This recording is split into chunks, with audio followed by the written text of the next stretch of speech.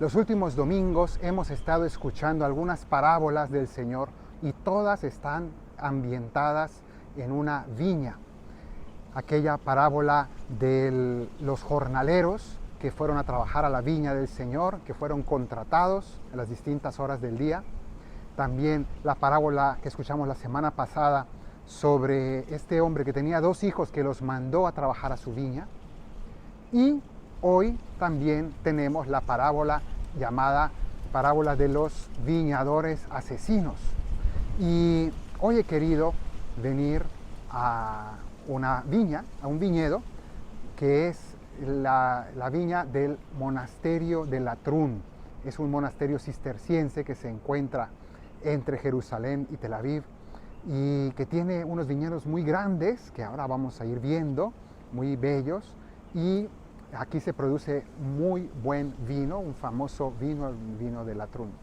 Pues este es el lugar, creo yo, más adecuado para hablar acerca de esta parábola de la viña del Señor. Y empieza precisamente Jesús hablando en estos términos. Él dice que un hombre tenía una viña, plantó una viña y la cuidó, poniéndole una cerca, cavando y cultivando todas esas vides que se encontraban ahí. Bueno, pues este inicio, estas mismas palabras, un hombre tenía una viña que cuidó con mucho esmero, son exactamente las mismas palabras que encontramos en la primera lectura de hoy del profeta Isaías, donde Isaías habla acerca de aquel canto de la viña. ¿Y cómo va ese canto? Básicamente lo que dice Isaías es que un hombre tenía una viña, puso todo su esfuerzo para cultivarla, con todo su esmero, puso todos los medios, y cuando fue a buscar frutos dulces, uvas dulces, encontró solo agraces, es decir, uvas amargas. Aquí podemos encontrar en esta vid precisamente unas grandes y hermosas uvas. Pues en este caso tenemos a el profeta que nos está hablando de este hombre que va a buscar frutos y solo encuentra frutos amargos, uvas amargas, agraces.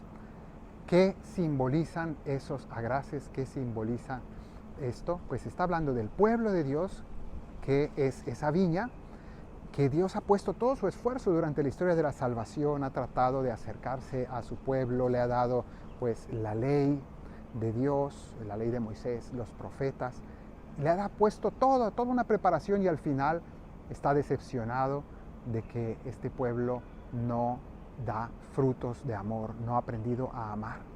Bien, pues esa dureza de corazón es una denuncia que hace el profeta con dureza. De hecho, al final dice que el Señor arrasará con esa viña, ¿no? Hay una amenaza fuerte al final de este canto.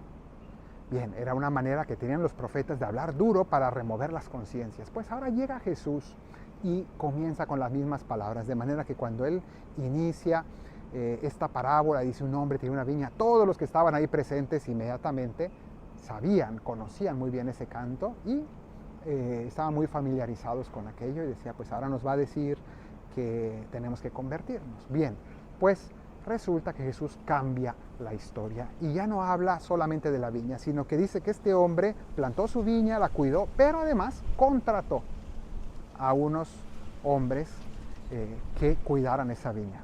Contrató unos cuidadores de la viña, unos administradores, para que le cuidaran la viña y le dieran los frutos a su tiempo. Significa que ellos la trabajaran y luego las ganancias se repartieran entre los administradores y el dueño que tuviera su parte. Pero que cuando este hombre, el dueño de la viña, que claramente es, de nuevo, imagen de Dios, cada vez que mandaba a emisarios a recoger los frutos, a cobrar su parte de los frutos, de nuevo el Dios que busca los frutos de nosotros, en este caso del pueblo de Israel, pues en este momento resulta que los viñadores golpean, maltratan, rechazan e incluso matan a algunos de esos emisarios. ¿A quién está refiriéndose Jesús? claramente a la historia de los profetas que fueron enviados por Dios y que en muchos casos no fueron escuchados, fueron rechazados, fueron asesinados en la historia del Antiguo Testamento. Entonces Jesús está haciendo referencia a esa dureza y luego dice, el dueño de la viña dijo, voy a mandar a mi hijo, a él sí lo escucharán, a él sí le rendirán cuentas, seguramente que a él lo respetarán. Manda a su propio hijo, está hablando obviamente que Dios mandó a su propio hijo Jesús al mundo. ¿Y qué hicieron con este hijo del dueño de la viña? Cuando llegó dijeron, matemos al hijo porque entonces ahí sí que nos quedaremos con la herencia, nos quedaremos con la viña. Es decir, estos hombres que no eran los dueños, que eran administradores, se quieren apoderar, adueñar de la viña. Bueno, pues esta historia que cuenta Jesús y que termina dramáticamente, porque dice que este hombre, el dueño, cuando matan a su hijo, llegará, dice, irá y arrasará con aquellos viñadores y le dará la viña a otros. Bueno, y después termina diciendo que así hará Dios, quitándole el reino de Dios a este pueblo que no da fruto y se lo dará a otro pueblo que sí dé fruto. Bien, entonces Jesús aquí está haciendo una denuncia, en este caso una denuncia contra los jefes del pueblo de Israel, que son autoridades corruptas, endurecidas, y que son los que al final matarán a Jesús, los que harán toda esta conflagración contra Jesús para matarlo y acusarlo ante los romanos. Pues esto que Jesús ya está profetizando, está viendo venir y que se los cuenta en forma de parábola, no es solamente algo que, digamos, está dirigido al pueblo judío y tampoco significa que Dios expulsó al pueblo judío del reino de Dios de ninguna manera, sino que lo que está diciendo realmente el Señor es que Dios integra a los pueblos paganos en la iglesia. Ahora el reino de Dios está en la iglesia, somos los discípulos de Cristo quienes ahora nosotros creemos, tenemos propiamente el reino de los cielos, esta viña nos ha sido encomendada. Pero hoy la palabra de Dios nos habla no a los judíos, a nosotros. Y a nosotros nos exige responsabilidad, porque en el fondo aquí Dios nos está recordando que tenemos un gran privilegio de haber sido llamados sin merecerlo, siendo paganos o de origen, digamos, lejano a Dios.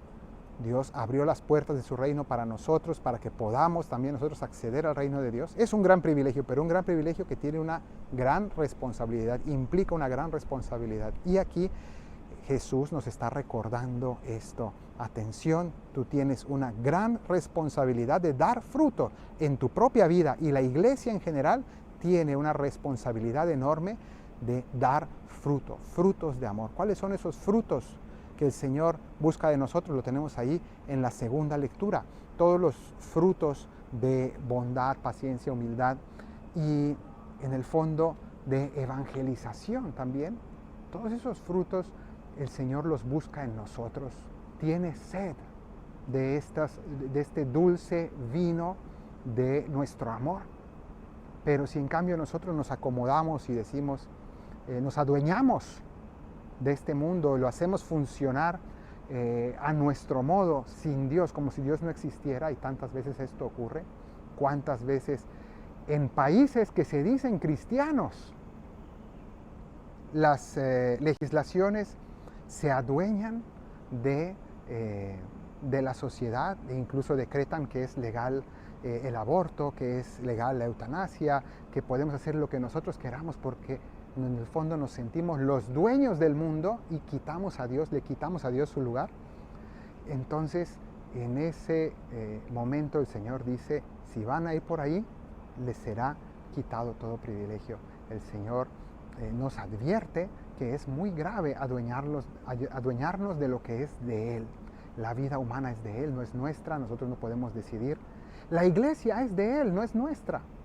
En el mismo sentido, la iglesia, todos los fieles de la iglesia, tenemos que rendirle cuentas al Señor y tomar esa responsabilidad que tenemos, recordar que no somos dueños ni de este mundo, ni de la iglesia, ni de nuestras propias vidas, porque en el fondo nuestra propia vida es prestada y tenemos que rendirle cuentas al Señor de todo lo que nos ha dado, de nuestros talentos y de todo bien que nos ha dado.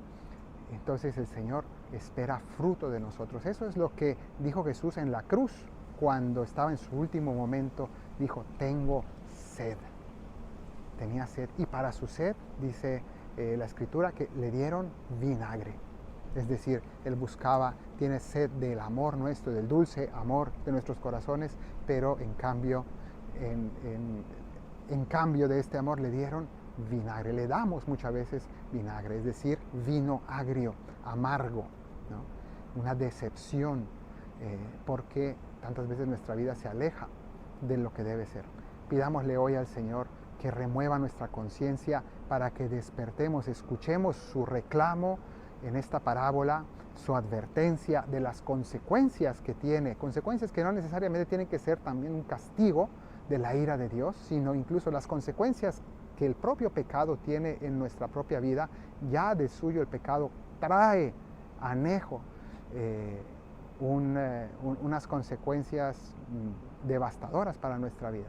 Entonces pidámosle al Señor que despertemos a la luz de su gracia. Que el Señor te bendiga desde Sión, el que hizo cielo y tierra, en el nombre del Padre y del Hijo y del Espíritu Santo.